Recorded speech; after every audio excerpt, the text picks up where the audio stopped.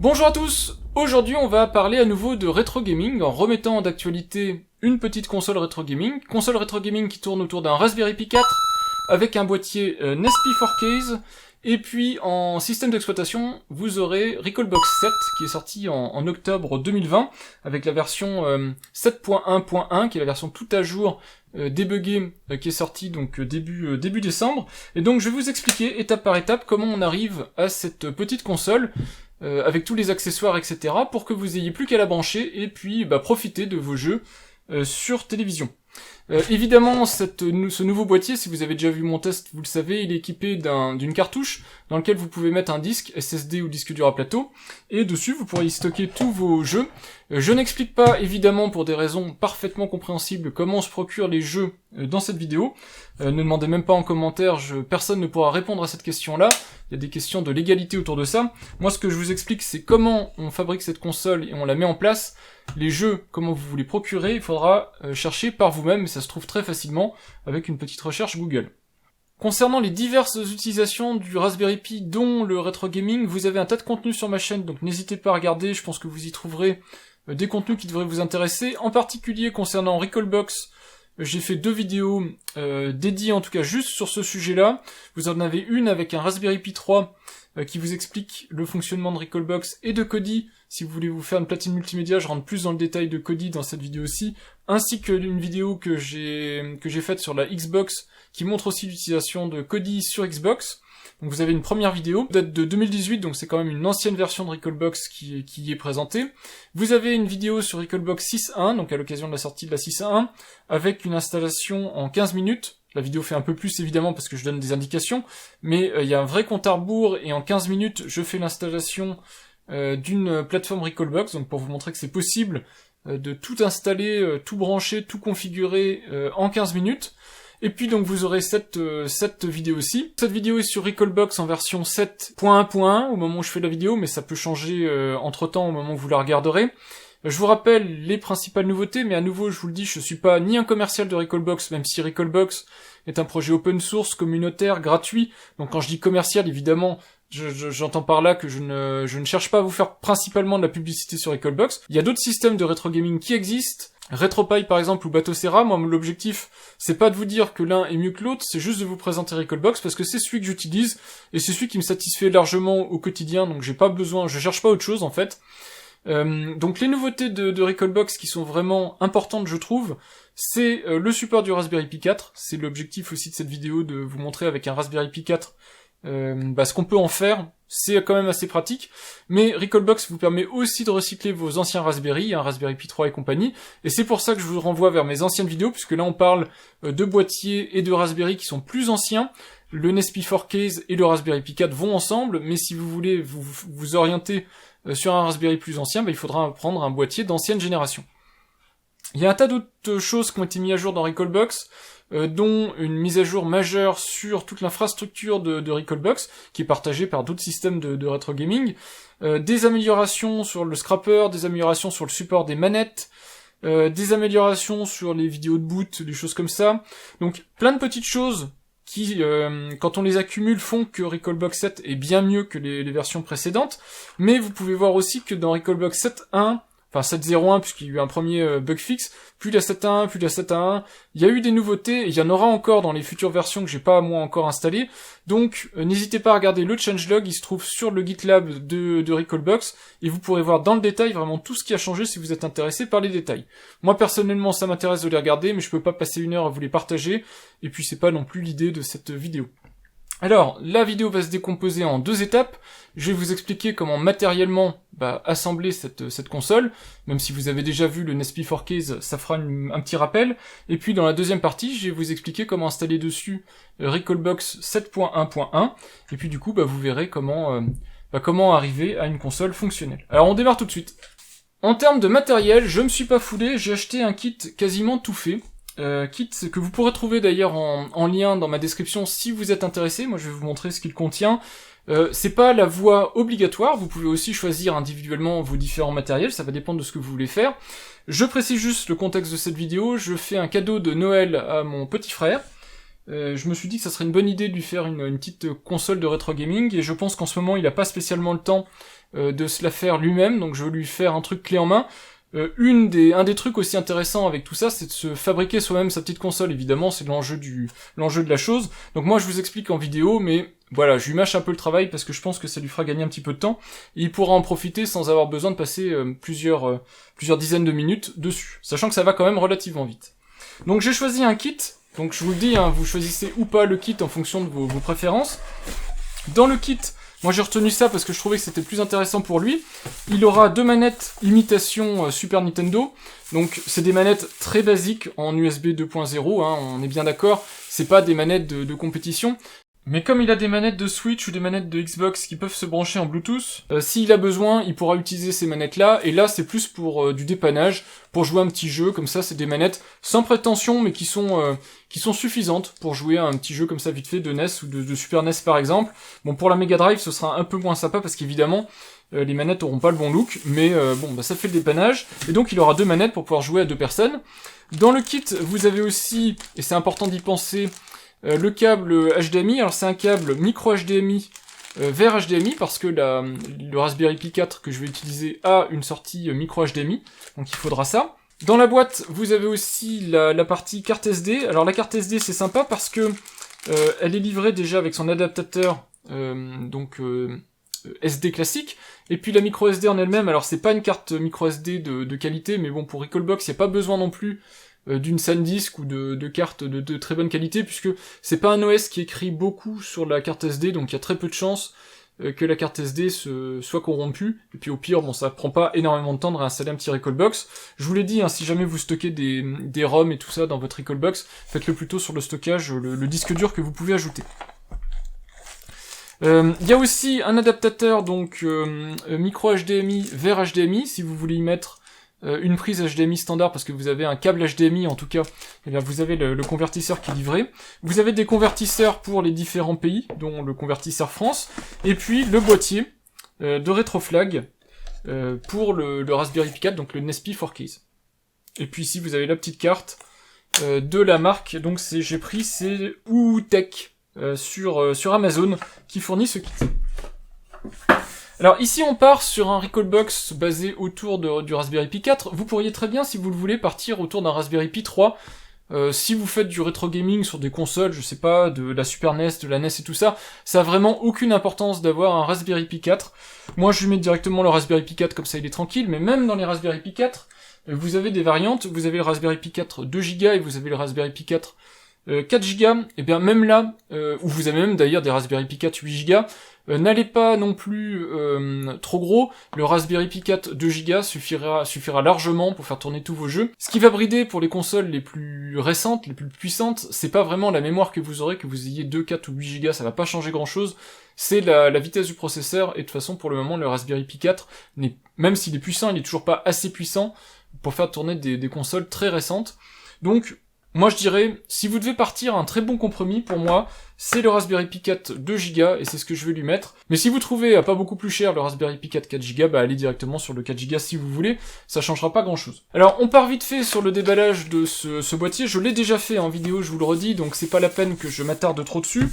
Vous avez donc le manuel qui est là. Le manuel dit tout ce qu'il faut pour le démarrage sécurisé, etc. Moi je vais passer sous silence et je vous dirai quand il y a des choses importantes à savoir, mais ça on l'a déjà vu, donc je pars du principe que vous savez déjà. Ce boîtier il est sympa parce qu'il est fourni déjà avec un adaptateur secteur qui a une prise ici micro USB, et c'est pour ça que les adaptateurs sont fournis, parce que vous pourrez mettre comme ça au bout l'adaptateur français et vous vous retrouvez avec le transformateur, l'adaptateur version française, donc vous pourrez jouer même sur vos prises françaises. Alors, dans le petit sachet protecteur, vous avez donc le Nespi 4Keys. On va l'ouvrir. Alors, déjà dedans ici, vous avez la cartouche. Voilà. Alors actuellement, c'est le seul moyen d'acheter une cartouche, c'est de l'avoir avec le Nespi 4Keys, donc ne la perdez pas. Cette cartouche qui permet d'y brancher, d'y connecter dedans un disque SSD ou à plateau en format 2,5 pouces n'existe pas encore au détail. J'espère que ça viendra prochainement parce que c'est ultra pratique pour pouvoir changer rapidement de disque. Donc si vous avez beaucoup de ROM par exemple, vous pouvez très rapidement changer le support. Donc dedans, vous avez un tournevis avec les vis, le kit de visserie pour y brancher votre Raspberry Pi 4. Vous avez ici une indication qui dit de bien faire attention à enlever la carte SD avant d'y mettre ou d'enlever le Raspberry Pi pour pas la casser.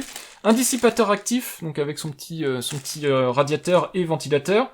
Et puis, vous voyez ici le Nespi 4Case qui a tout ce qu'il faut, c'est-à-dire les prises USB pour le repiquage en façade, et puis l'alimentation incluse dedans qui permet d'avoir un démarrage sécurisé du Raspberry Pi, ce qui est quand même plus sympa. Alors on est parti pour l'installation de tout ça, donc on prend le Raspberry Pi 4.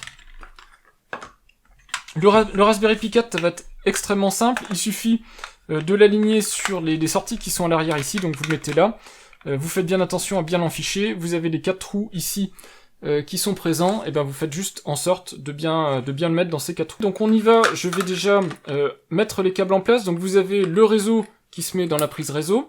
L'USB 3, vous prenez la prise du bas, ici USB 3. Bon ça je vous renvoie vers ma vidéo sur Nespi 4Case, hein, si vous voulez voir tout ça dans le détail. Je l'ai expliqué déjà de manière très détaillée. Voilà, et une fois que vous avez ça qui est en place, vous avez juste besoin de remettre votre Raspberry Pi en place. Et là, on va pouvoir aller à l'étape suivante. Ensuite, on installe les deux petits pads. Les deux petits pads, c'est facile, vous en mettez un sur la partie processeur, qui est ici. Le deuxième sur la partie mémoire. Alors vous enlevez bien à chaque fois le petit plastique ici protecteur, et vous le mettez hop en place. Donc ça n'a pas besoin d'être placé exactement au centre, etc. Il faut juste que ce soit posé dessus. Et quand vous l'avez fait, vous enlevez bien à nouveau les petites protections. Voilà, donc on voit, j'ai mis les deux petits pads en place. Si vous avez un doute, vous regardez bien là. Normalement sur le radiateur, vous avez une encoche. Le radiateur du Nespi 4Case. J'espère que vous la verrez bien, cette encoche, elle est ici. Voilà, cette encoche-ci va sur la partie mémoire, c'est-à-dire la partie qui est là. La partie plate, c'est la partie CPU, ça va là, donc il faut bien le mettre comme ça. Il n'y a pas de toute façon, il n'y a pas de moyen de se tromper. Quand c'est bon, vous prenez les vis noires. Les vis noires, vous les vissez donc sur les deux emplacements où vous pouvez les mettre, c'est-à-dire ici. Ce sera les deux seules vis qu'on pourra visser pour le moment.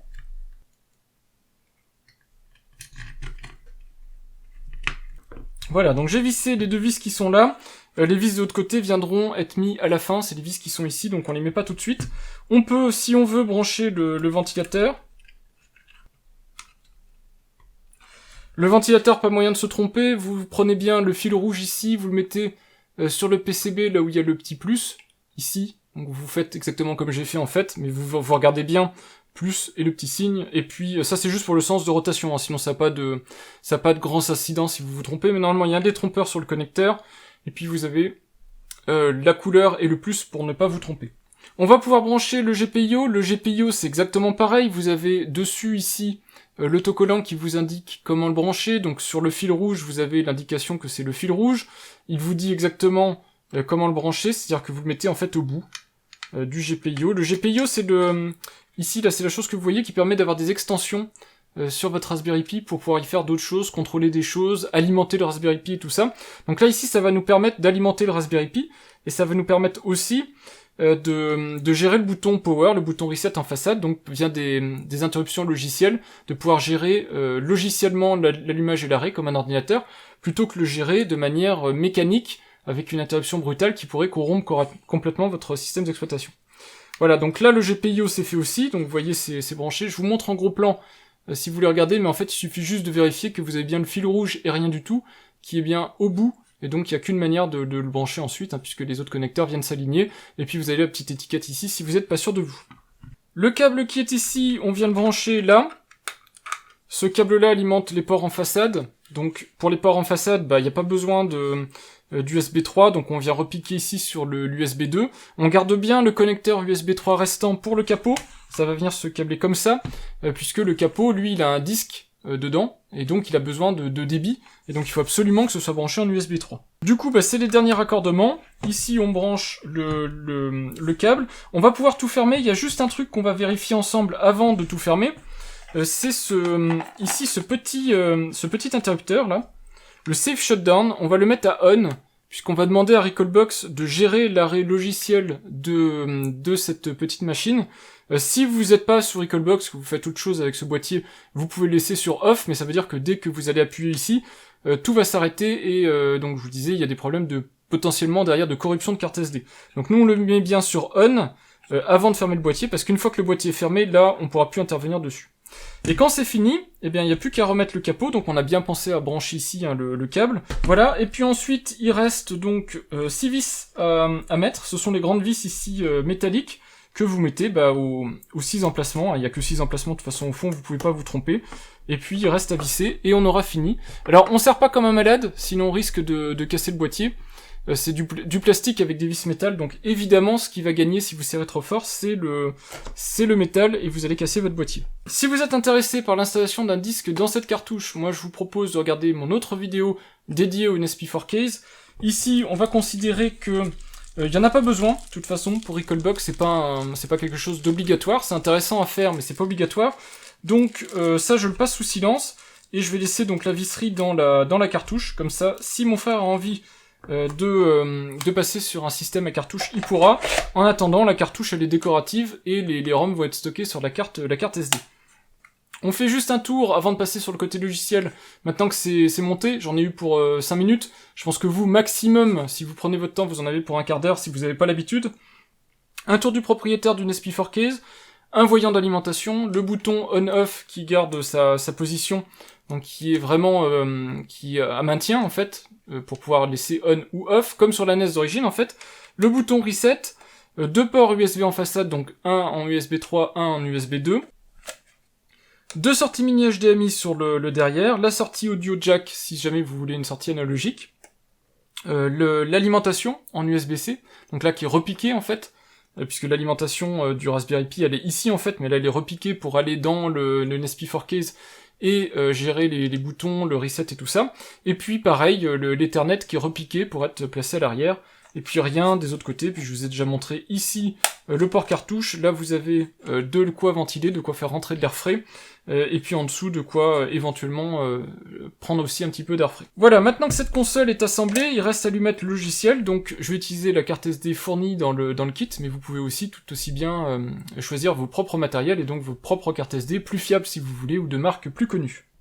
On se retrouve maintenant sur la partie portail de Recalbox. Donc au moment de cette vidéo, on est sur une 7.1.1. D'ailleurs, je vais vous zoomer un petit peu tout ça. Alors, ça zoome aussi sur les quelques fautes d'orthographe qu'il y a sur la page. Mais donc on est sur une version 7.1.1 de Recalbox. Donc on est le 21 décembre quand je fais cette vidéo. Donc Recalbox c'est un projet gratuit open source avec une communauté qui travaille à assembler en gros des solutions open source du marché et les faire en sorte que vous ayez une petite plateforme de rétro gaming tout à fait fonctionnelle, pratique et facile d'accès en fait. Et donc vous avez la possibilité soit d'en acheter une, soit d'en fabriquer une, ce que je vous montre dans cette vidéo. Si vous en achetez une, Recalbox est partenaire avec Cubi, donc vous pouvez aller directement sur le site Cubi, acheter un kit personnalisé. Sinon, si vous achetez vous-même votre matériel, vous pouvez directement télécharger Recalbox. Donc moi je vais sur la page de téléchargement. Je vous l'ai dit, Recalbox est compatible avec plusieurs matériels. Vous avez le Raspberry Pi dans différentes versions, des consoles portables, le PC. Si vous voulez directement jouer sur PC, c'est possible. Et puis les plateformes Odroid qui sont en général un peu plus puissantes. Côté Raspberry, vous avez le Pi 4 ou le 400, celui qui a le clavier intégré, le Pi 3, le Pi 2 ou le Pi 0 ou Pi 1. Donc le Pi 0, Pi 1, c'est plutôt les GPI case et tout ça. Pi 2, je vous conseille d'oublier, mais si vous avez un vieux Pi 2 qui vous sert à rien pour des vieilles plateformes, ça peut être tout à fait suffisant. Pi 3, c'est correct, vous pourrez faire tourner à peu près toutes les consoles. Pi 4, c'est presque du luxe, mais si vous avez un Pi 4 ou si vous devez acheter quelque chose, c'est plus facile de se procurer le Pi 4. Donc on part sur un Pi 4. Il y a 2 manières d'installer Recalbox. Moi je vous montre la manière officielle entre guillemets avec Raspberry Pi Major. L'autre solution c'est que vous pouvez aussi télécharger l'image. Donc vous avez ici alternative installer une image. Vous pouvez aller directement télécharger l'image. Si vous voulez le faire, c'est plus rapide. Donc pour Raspberry Pi Major, vous cliquez sur Windows si vous êtes sous Windows, Linux ou macOS. Ça va vous télécharger donc l'imageur Raspberry Pi officiel. Si vous ne savez pas l'utiliser, il y a une petite vidéo de toute façon ici qui résume la chose. Vous pouvez ici choisir l'OS, donc évidemment au-delà de Recalbox et tout ça, vous avez d'autres possibilités. Vous pouvez très bien installer RetroPie, vous pouvez installer sur cette petite plateforme une Ubuntu, si vous voulez en faire un petit PC d'appoint, que vous avez besoin d'un dépannage rapidement, c'est possible. Vous avez aussi Raspberry Pi OS, donc l'installation, l'OS de base de Raspberry Pi. Donc normalement vous prenez donc Recalbox ici, vous choisissez la version Recalbox 7.1 pour Raspberry Pi 4, Et ensuite, il n'y a plus qu'à choisir la carte SD. Donc moi, je choisis la carte SD de 32 Go fournie avec le kit, et vous pouvez faire directement écrire.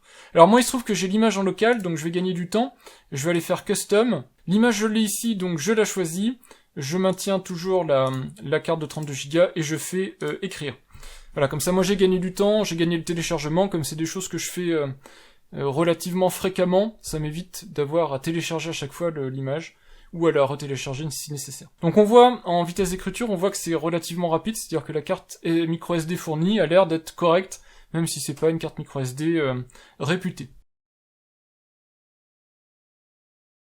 La deuxième étape, c'est la vérification, pour s'assurer qu'il n'y a rien de corrompu, que la carte SD a été correctement écrite, ce qui vous fait gagner du temps. Eh bien, le logiciel Raspberry Pi Imager revérifie si le contenu est correct.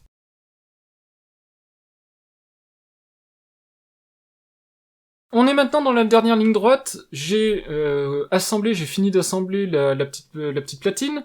Vous avez la carte SD que vous m'avez vu faire. On a mis dessus l'OS. Il suffit de la mettre donc dans la fente pour la carte SD ici et on est bon. Il va rester deux choses à faire. Brancher évidemment un câble HDMI, donc pour pouvoir y brancher donc l'écran, brancher l'alimentation, évidemment. Moi, je vais y brancher le réseau, pour éviter d'avoir à faire une configuration Wi-Fi. Je vous conseille de commencer par du réseau câblé, et ensuite, une fois que vous avez accès à votre Recalbox, de configurer le Wi-Fi si vous voulez du Wi-Fi. Ce sera beaucoup plus simple dans ce sens-là. Et puis, on va y mettre une manette pour pouvoir jouer avec. Voilà, donc au niveau des branchements, c'est bon. Alimentation, c'est bon. Réseau, c'est bon. Sortie vidéo, c'est bon. Je l'ai branché sur l'écran. Il reste donc une des manettes. Je vais essayer directement pour voir déjà si elle fonctionne. Pas offrir des manettes qui ne fonctionnent pas, ça serait dommage. Donc je vais essayer une de ces deux manettes-là. Voilà, et là on est bon. J'ai plus qu'à démarrer. J'ai pas mis le courant. Donc on entend la platine qui fait un petit peu de bruit. Il y aura un petit bruit de ventilation, c'est normal. Et je vais changer d'écran. On voit Recalbox qui démarre, donc jusqu'ici très bien. Alors il y a des choses qu'il va falloir faire, hein, donc mettre les ROM et puis configurer la manette. Mais là je le laisse démarrer, c'est sa première fois.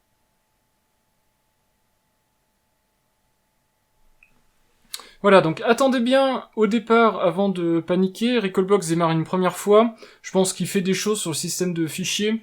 Il prend sa place, etc. Et ensuite, vous allez avoir un Recalbox fonctionnel. Donc on voit que Recalbox est tout de suite opérationnel. Moi j'ai la manette, je vais tout de suite appuyer sur Start. Et puis vous voyez que le gamepad est détecté. Donc on maintient A. Donc haut, bas, gauche, droite. Pour cette section-là, si vous n'avez pas, vous passez. Ensuite, vous avez les boutons A. Donc, vous appuyez A, B, X, Y, évidemment. Hein. Start, Select. Et puis ensuite, vous avez donc L1, R1. Là, j'ai pas. Et puis, j'ai pas de bouton hotkey, donc je vais faire... je sais pas si je peux faire Start aussi. Et puis, je fais OK. Voilà, donc ça marche. Maintenant, je vais aller dans les menus, puis je vais couper le son, parce que c'est vraiment pénible de commencer avec le son allumé, comme ça. Voilà, donc là j'ai coupé le son. Donc par défaut et malheureusement, Recalbox commence en anglais, donc il faut changer la langue. Donc pour changer la langue, on va dans System Settings, on va dans Language, et on va changer en français. Alors faut juste trouver où il est, voilà. Et puis vous mettez directement le français aussi pour le clavier, même si vous n'avez pas de clavier, ça vous dépannera plus tard. Si jamais vous avez besoin de mettre du français, puis là vous avez un démarrage complet de l'OS. Alors évidemment, Recalbox est customisable, que ce soit au niveau des écrans de lancement, et de l'écran principal. Je vous le montre pas tout ça, mais vous pouvez changer les thèmes et tout ça. Vous pouvez changer même l'ergonomie. Il y a la chaîne Recalbox, la chaîne YouTube Recalbox, où vous aurez plein de tutos pour faire tout ça. Moi, je vous montre ce qu'il faut faire rapidement. Pour finir de mettre en place cette machine, en fait, ce qu'il va falloir faire, c'est lui activer le Safe Shutdown, parce que là, si j'appuie sur le bouton on-off, ça ne va pas marcher. Pour activer le Safe Shutdown, la voie royale, c'est le fichier de configuration de Recalbox. On y accède de deux manières. Soit via Recalbox Manager, qui est le portail d'administration de votre Recalbox. On accède à ce portail via l'URL http Recalbox, où vous tapez juste Recalbox. Alors pas recalbox.com, ça c'est le site internet de Recalbox. Vous allez sortir de votre réseau et aller sur internet si vous faites ça. C'est bien Recalbox qui est le nom de cette petite machine-là sur votre réseau local, ou l'adresse IP si vous connaissez l'adresse IP, mais c'est quand même plus simple de taper directement son nom de machine. Dans ce petit portail, vous avez une section qui est recalbox.conf, Recalbox.conf, qui est le nom du fichier de config de Recalbox, et dedans vous avez une petite section, ici, qui est la section qui gère les changements en fait d'état, enfin les manipulations autour des boutons, pour votre petit boîtier. Ici, on a un boîtier avec un bouton on-off à état, c'est-à-dire que le bouton reste enfoncé quand il est sur on, et un bouton reset. Donc, il faut décommenter la ligne System Power Switch, pin 356, on-off, reset. Alors malheureusement, plusieurs soucis à ça. D'une part, le lien ici qui emmène vers la documentation Recalbox n'est pas valide. Ça emmène vers une page de redirection qui vous emmène vers le portail racine Recalbox. Et donc là, vous êtes perdu, vous avez plus la documentation spécifiquement pour cette section-là, et c'est bien dommage. Et deuxième point embêtant, eh bien, cette configuration ne marche pas. Je vais vous le montrer dans un instant, mais ma Recalbox ne s'éteint pas. L'autre manière pour accéder à votre Recalbox, et je vous le montre ici dans le contexte de ce fichier de config, mais ça vous servira aussi pour y mettre des BIOS et pour faire d'autres choses, c'est d'utiliser Samba. Alors Samba, c'est le serveur de partage de données de Microsoft. Donc, quand vous avez un accès Samba, vous avez toujours votre machine qui est connue sous le nom de Recalbox. Pour y accéder, c'est / Recalbox. Donc, si vous avez l'habitude des serveurs, vous allez reconnaître. Donc / Recalbox qui est votre nom de machine, et vous accédez directement à votre Recalbox. Donc vous avez Share qui est l'endroit où vous pouvez mettre vos BIOS, vos ROM et tout ça, la partie Kodi, enfin tout ce qui est vraiment à sauvegarder et à garder sur du long terme. Éventuellement, c'est ce répertoire Share que vous allez mettre sur ce disque externe. J'en profite une aparté parce que je vais pas le montrer dans cette vidéo, mais si vous voulez utiliser la cartouche avec le disque dedans, il faudra formater cette cartouche en EXFAT. Donc le système de fichiers UXFAT, surtout pas en FAT32 ou en NTFS, qui ne sera pas reconnu par Recalbox, donc vous le formatez bien en UXFAT, et ensuite vous le mettez dans votre petite platine, et dessus vous allez pouvoir mettre toute cette partie share, en fait, dans laquelle vous aurez, entre autres, vos BIOS et vos ROM, donc ce qui vous permettra de les conserver en cas de mise à jour ou de réinstallation. Nous, on va dans la section route de Recalbox, donc là on est sur le système Recalbox, et vous voyez ici le fichier de config recalbox.conf, fichier qu'on peut éditer avec un éditeur de texte. Ici, je prends le meilleur éditeur de texte que je connais, c'est Visual Studio Code, évidemment. Et vous pouvez voir ici qu'on a accès exactement au même fichier de config, donc il suffit de décommenter la bonne section, et normalement c'est censé marcher. Alors c'est censé marcher parce que si je vous montre ce que fait ce script, vous allez voir, donc je vais appuyer sur le bouton Power ici, je vais essayer de bien cadrer, vous allez voir que Recalbox réagit. Donc on voit bien, il y a une extinction, etc. Donc ça réagit. Par contre, jamais ma Recalbox ne va s'éteindre complètement. C'est-à-dire elle va rester comme ça, écran éteint, mais en ventilant. Puis elle va rester éternellement dans cet état-là. Alors, l'avantage, c'est qu'elle s'est éteinte, entre guillemets, proprement. L'inconvénient, c'est qu'elle n'est pas éteinte. Il faut, ici, appuyer sur enfin, éteindre, comme ça. Moi, j'ai ici un interrupteur, donc ça me permet d'éteindre. Ou débrancher, mais sinon, elle s'éteindra pas. C'est hyper pénible, et donc c'est pour ça que je vous conseille de passer plutôt par le script fourni par le constructeur du boîtier, qui lui permettra d'avoir un safe shutdown fonctionnel. Pour moi, je pense que c'est un bug ou quelque chose qui est mal supporté par Recalbox, parce que normalement c'est officiellement supporté et ça ne marche pas. Et ça marchait bien avec mes boîtiers d'ancienne génération. Par exemple, le Nespi Case pour le Raspberry Pi 3, vous voyez, c'est pas du tout le même, mais avec ce boîtier-là, ça marchait bien, alors qu'avec ce boîtier-là, ça ne marche pas, donc je ne sais pas ce qui pose problème. Ça fait 3 fois que j'essaye avec différents Raspberry Pi, différentes versions de Recalbox, la 7, la 701, la 711, et ça ne marche pas.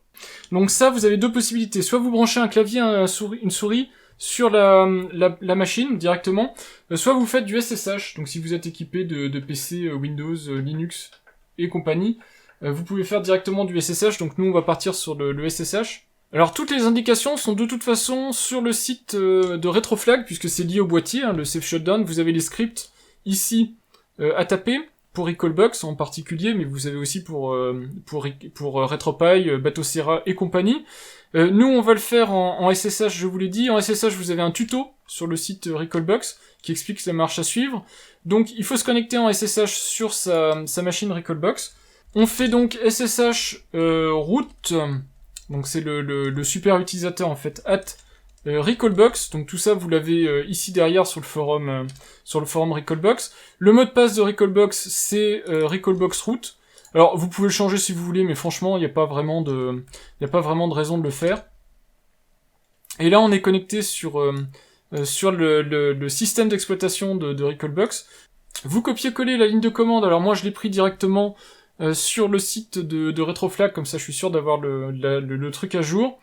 Et vous allez voir que c'est marqué que le switch est mis en place et que le système redémarre. Et je viens de me faire déconnecter. Donc là, à nouveau, la Recalbox redémarre. et donc je vais pouvoir vous montrer le mécanisme de safe shutdown dès qu'elle aura fini de redémarrer. Voilà, alors quel est le principe du safe shutdown? Donc je vous le redis, hein, vous avez sur le côté ici la carte SD. La carte SD, le problème c'est que c'est même un OS en lui-même, même si c'était pas une carte SD, mais il y a des problèmes de corruption qui sont assez rapides à obtenir si le système d'exploitation n'a pas le temps de correctement écrire ce qu'il a besoin d'écrire sur le support physique. Donc ce qui se passe, c'est que si jamais ce bouton power coupe brutalement la platine, vous pouvez vous retrouver avec un système d'exploitation craché et aucune capacité de le redémarrer. Le safe shutdown, le script qu'on a mis en place, c'est quoi? C'est vous appuyez donc sur power, et vous voyez qu'ici ça se met à clignoter, et on voit derrière la platine qui s'éteint proprement, et puis ici la LED s'est éteinte, et on n'entend plus rien. La platine s'est éteinte. Alors je vais la redémarrer pour vous montrer aussi qu'on peut redémarrer. Alors je vais changer de source, et puis je vais la démarrer, donc je l'allume, et vous allez voir que de la même manière ici, la LED ne va pas s'allumer tout de suite, elle va mettre quelques secondes, et ensuite, hop, elle s'allume. Voilà, donc c'est en gros, c'est le principe, c'est que vous puissiez l'utiliser comme ça de manière sécurisée, votre petite Recalbox, elle s'éteint proprement, comme n'importe quel produit, et puis vous pouvez l'utiliser de manière sereine. Alors on a quasiment fini, maintenant on a une platine, on peut démarrer Kodi, si on veut démarrer Kodi, donc Kodi c'est le système c'est le système pour pouvoir regarder, s'en servir comme platine multimédia en fait, regarder des films, regarder des choses comme ça. Donc ça va être intéressant pour mon frère par exemple, puisqu'il aura une petite platine multimédia, en plus d'avoir une Recalbox. S'il branche en façade dessus, sur la face avant, il branche une clé USB, il pourra regarder son film comme ça rapidement, son film, sa série ou autre. Je vais lui mettre Kodi en français, comme ça en plus ça aussi ce sera configuré. Donc comme ça il aura vraiment aucun souci, hein, c'est clé en main, il a juste à la brancher et il pourra l'utiliser. Voilà, donc il a un petit Kodi. Alors Kodi, toujours pareil, je vous présente pas ici comment ça marche, film, série télé. J'ai une vidéo dédiée, donc je la mettrai quelque part par là, elle s'affichera. Vous pourrez aller regarder comment ça fonctionne. Quand vous avez fini d'utiliser Kodi, vous allez donc avec la manette, puisque c'est intégré avec la manette, hein, vous pouvez l'utiliser, manette Bluetooth, manette filaire. Vous pouvez aller éteindre Kodi. Et du coup, vous pouvez quitter Kodi et retourner donc dans Recalbox, qui va vous permettre de récupérer votre petite platine. Et vous pouvez aussi, si vous voulez, directement éteindre Recalbox. Donc là, on a presque fini. Maintenant, il faut y installer quand même des ROM. Donc je vous l'ai dit, je vous explique pas comment on trouve des ROM. Je vais vous expliquer comment on les met. Alors là, à nouveau, la manière la plus simple que j'ai moi de faire, c'est de les déposer depuis un PC. Moi, je préfère passer par le navigateur web, donc vous avez juste à faire dans votre navigateur préféré http://recalbox. Recalbox, c'est le nom sur votre réseau local de Recalbox. Faites pas recalbox.com, sinon vous allez sur le site Recalbox, ce qui est pas l'objectif. Et là-dedans, donc vous allez avoir du coup le portail web pour configurer, administrer votre Recalbox. C'est super pratique à utiliser, c'est là où vous allez pouvoir déposer vos BIOS et vos ROM.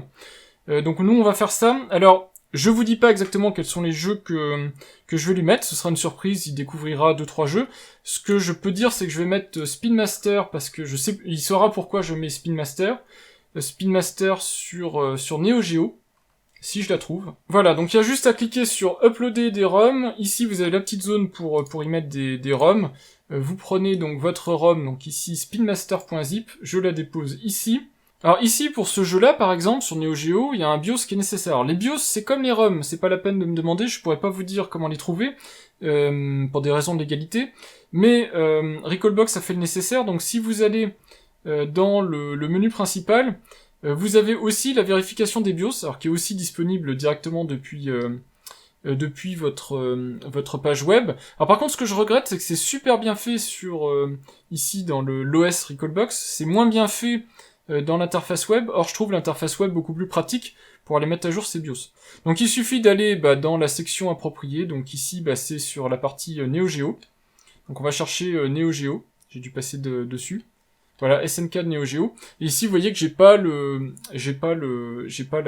BIOS. Alors, le souci, c'est qu'ici, vous voyez, il y a la liste des MD5 connus. Il faut copier ce MD5 là et aller le chercher sur Internet. Alors là, je sais pas ce à quoi s'attend Recalbox, parce que là, vous êtes obligé de prendre une photo en fait, pour avoir le MD5.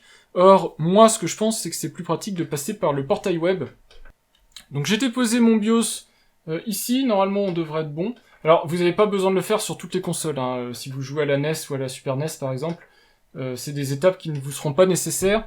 C'est valable que pour quelques ROM et quelques quelques BIOS. Voilà, on voit ici SNK Neo Geo, BIOS trouvé, oui. Je vais en profiter aussi pour vous montrer le scrapper, puisque je l'avais pas fait. Donc ici, on peut rentrer dans la section scrapper. Screen scrapper et tout ça. Je fais des scrappés maintenant. Donc le scrapping, qu'est-ce que c'est? C'est juste, par rapport au ROM que vous avez, ça va aller télécharger, en fait, les informations par rapport à la ROM. Donc si vous avez un jeu, bah c'est quel est le nom du jeu, une description du jeu, des images du jeu, etc. Quand c'est fini, ça redémarre Recalbox pour que les menus soient corrects.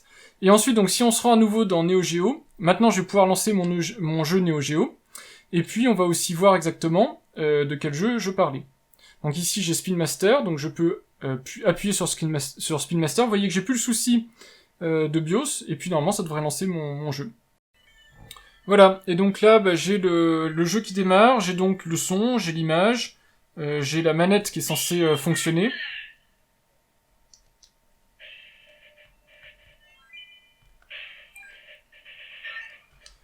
Voilà, et donc là bah, le jeu fonctionne, et donc voilà, bah, vous avez plus qu'à brancher ça sur votre télé, et ce sera bon.